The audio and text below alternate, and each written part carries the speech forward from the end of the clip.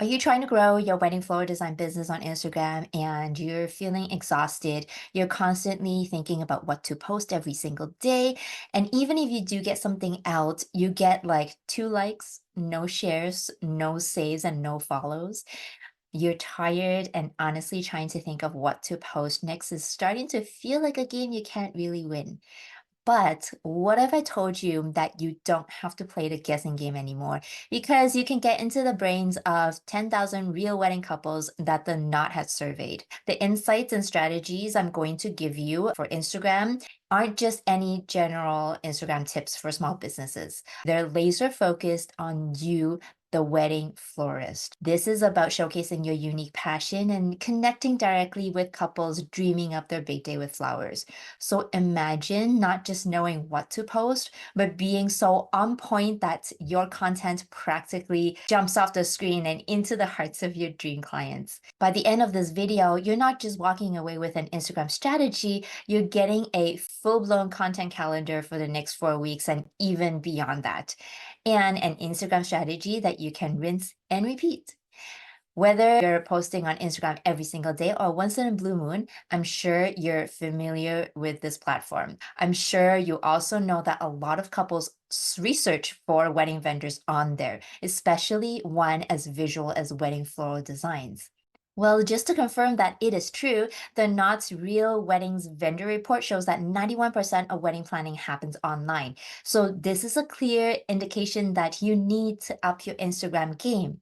And your website is also a top priority, but that's another topic for another video. So if you want in on this future video with some website pointers, make sure you subscribe to my channel. All right, so before we talk about what exactly to post on your Instagram feed, let's talk about your strategy, okay? Because with anything that we do in business, we need a strategy and not just jump in blindly. So number one, let's get this out of the way. Number of likes and follows don't matter.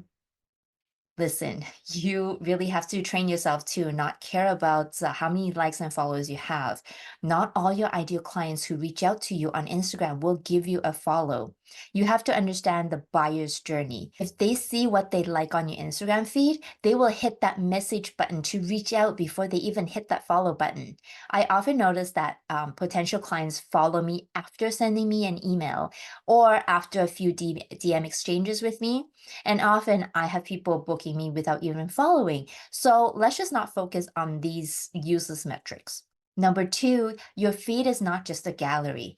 In this visually saturated world of Instagram, it's easy to fall into the trap of treating your feed like a static portfolio.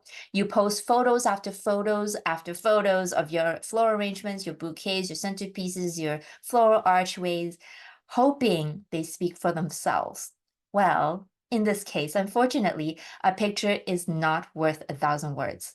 Let's get real. Without context or a story, even the most beautiful arrangement just becomes another photo of a centerpiece, another photo of a bouquet on people's feed, and they just scroll right past it. So stop treating your Instagram feed only like a gallery of your work, because you know what happens when you do? Well, you'll just blend in with the rest of the florist in your area. It's a jungle out there, and the truth is, your potential clients are looking for more than just aesthetics. Okay. I mean, if they want that, Pinterest is 1,000 times better for finding the perfect wedding inspiration for their wedding. When your couples are searching on Instagram, they're actually looking for a florist to feel a connection with, someone who can bring their floral visions to life. And that's where the real magic of Instagram happens.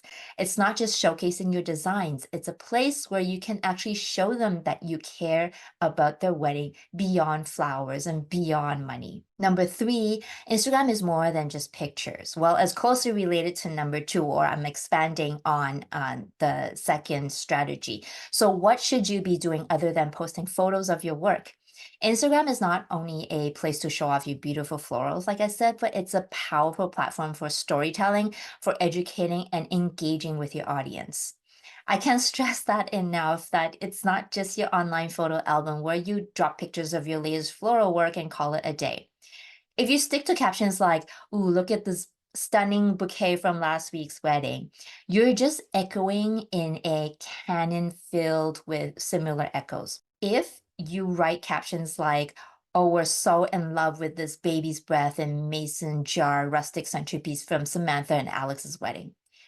Do you think your audience would care? I mean, duh, they can see that there's baby's breath in a mason jar. But have you noticed that all other florists in your area do the same thing on Instagram? Or they literally write nothing in their captions, except for some hashtags that won't even get them clients. Instead, you would want to tell stories that your potential clients can relate to. People are genuinely nosy. Stories draw people in and they will come back for more, building connections and relationships. You should also educate your audience so that they can find value in your post. When they do, they're more likely to reach out because not many other florists are doing that. They would feel that you're someone who can make this planning and designing process easier for them since you're already providing so much value before they even reach out to you. Number four, tell people what to do next. Now, here's where the magic of CTA comes in, your call to action. People need to be told what to do after reading your post. It's like a little nudge reminding them what they should do next and what you want them to do next. Well, you would want them to keep engaging and take action. Your ultimate goal is not really for them to like and comment and follow because that won't put food on your table. But your goal is for them to keep engaging with you and learn more about you and your business. So your CTA could be see more beautiful weddings in our gallery, or go to my Instagram highlights for some FAQs about how to work with us. Your ultimate goal is to direct them to your DMs or inbox. So drop hints and direct traffic with CTAs like DM me and let's talk about your wedding flowers, or reach out via their link in bio to get a quote. Number five, quality over quantity. And the last strategy I want to touch on is the fact that you don't have to be posting every day. Let's get real, okay? No florist out there has the time to post valuable posts every single day, unless they have a VA or helper to help them do that. But for most of us, we're just a one-woman show. So let's focus on the quality of each post rather than stressing out about posting every day. I would say post 3 times a week, Monday, Wednesday, Friday is good. But if that's still too much for you, just post 2 times a week, say Monday, Thursday, or Tuesday, Friday, for example. Okay. As long as you're consistent, people know what to expect from you. So just be consistent. Don't worry about posting every day and make sure it's something of value and something interesting for your audience. Like these wedding floral design business tips so far, give this video a like so I know what you want more of. And don't forget to subscribe to my channel so that you can grow and flourish your wedding floral design business to one that attracts your dream clients and make more money. Now that you understand what your Instagram strategy should be, it's time to dive into what to write in your captions so that you can elevate your posts from just some eye candies to meaningful conversations with your audience. So for today's examples, we're using what real couples say they want from the Not survey so that when they read your captions, they're thinking, oh, wow, this florist really knows what we're thinking and what we want.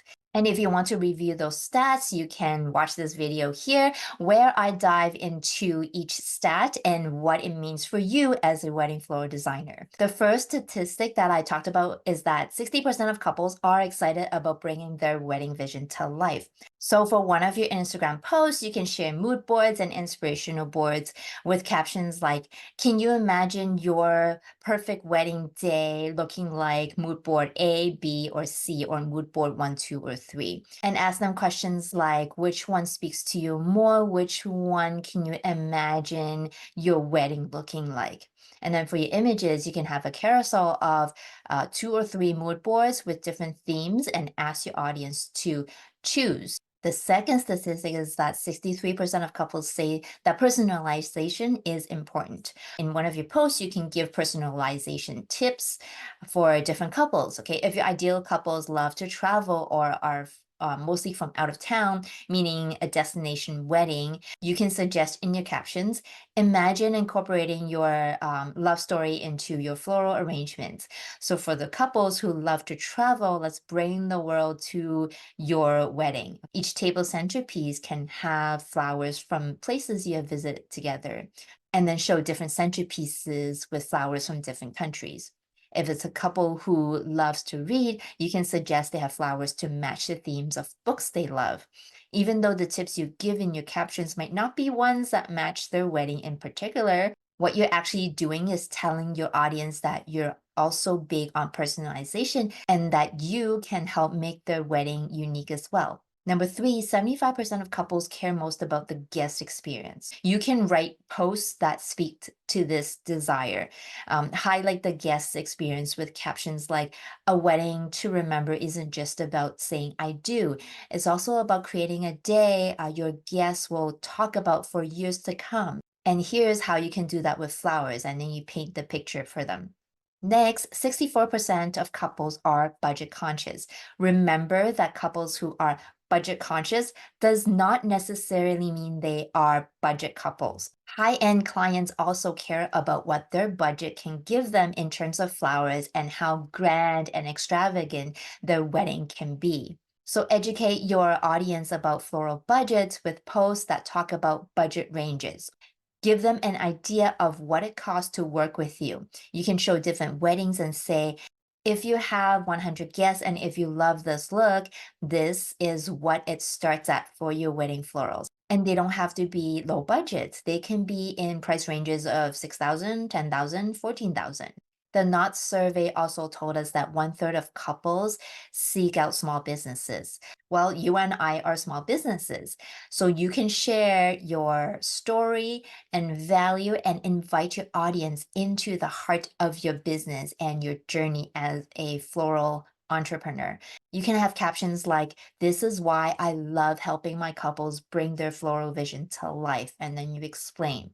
And you can also have posts that talk about your process and what it's like to work with you. And of course, posts that includes testimonials from your past couples. And the last statistic I want to mention is that 37% of couples hire a wedding planner. Now, this is part of your connection and visibility strategy on Instagram. Since 37% of couples hire a wedding planner, that means it's good to build a genuine relationship with planners so that they can refer you to their clients. So here's how to get planners to notice you on Instagram. Number one, choose 5 to 10 wedding planners in your area who you know are already working with your ideal couples. Number two, first make sure that you're following them. Number three, you set aside 10 minutes each day to engage with them and their content. Number four, every day when you engage with them, first you like their most recent post. And number five, you write a thoughtful and meaningful comment on their post. Thoughtful and meaningful, and not just, ooh, love this setup, or just a bunch of emojis. Put more thoughts into it and make sure it's a genuine comment. Number six, for wedding planners you have actually worked with before, you can highlight that wedding in your feed and in your stories. And if you tag them, they will most likely share your content with their audience too, meaning you will get more eyes on your Instagram feed. All right, so you have so many caption ideas that actually speak to what your couples want. Now, let's turn this into your month's worth of content. Like I was doing before, you can take each of the statistic that we just talked about and turn them into posts. You know that 75% of the couples are big on guest experience, so write posts centered around this theme. One-third of the couples make it a point to hire small businesses. So you can talk about how your small business is different than other florists in your area, and talk about the process and what it's like to work with you and the personalized attention they will get when they hire you, which also touches on the point that 63% of the couples say that personalization is most important for them. So you can turn each of these stats into what we call a content pillar. Okay, each post will be centered around one content pillar, or you can touch on more than one pillar in one post. But the point is to have this act as a guide for your captions so that you will never have to wonder what to post anymore. I put together a content calendar with prompts for you, and you can download that in the video description below for free. And you can take this content calendar, you can rinse and repeat it every month, so you will always have something to write about, and that couples actually care about the things that you write about. And if you need more help with Instagram captions to save you time from writing your own, I have done it for you. You can check out my 90 plus done for you captions offer. Also, the link is in the video description below, and it comes with my full blown Instagram course for wedding florists like you and how you can use Instagram to grow your floral design business. All right, that's it for this week, my floral friend. Remember, if you like this video, give it a thumbs up so I know to make more like this, and subscribe to my channel so you can get more tips on how to grow your wedding floral design business. I'll see you next week.